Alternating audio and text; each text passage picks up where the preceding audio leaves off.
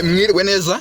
Twiriwe nabi tubafasha iki? Nuko nabasuzugura ariko mbabaye zino mapro mukazimfasha. Gafatwe ni uko ikigugenda suvana. Mbo ikingenza rero nuko mwanyinjiza nkakivuga ndimo imbere. Asanga ari amateshwa shanda kwira kandi umenye ko nanabwiriwe ngahinjira.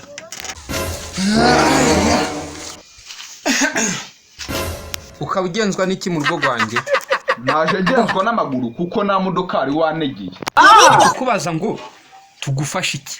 Mugabo rero nubwo mbona ndumuye hose. Nanjye ndumuguruzi. Ibyabaye Yehova birahurira he n'icyo ushaka mu rugo rwanjye? Ambo mugabo rero nibwo tubonanga turaba Yehova kandi abayehova ukuzi nasengero tugira. Muri ubwo rwego rero turi kuzenguruka mu bakristo bose mushaka amafaranga.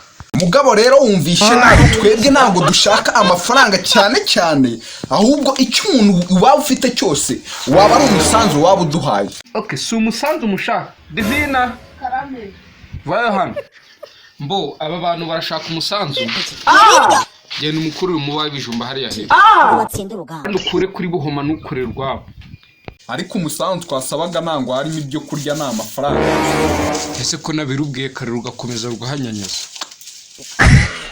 Mbo ni murakare dusekese. Wamugaye ntango ndi mu mukino nawe. Nimba ari amafaranga hano nayo dufite. Ndavuze ngo utaha. Wa mugabo rero nubwo mbwira nabi iyo mikino uri kuvuga niwo wayitangisha. Ndanayisoje. None ubwo taha nyine. Cyokora kira kagasafuriya mujye mushyigishira hagakora. Abayehova ni tumwe igikoma.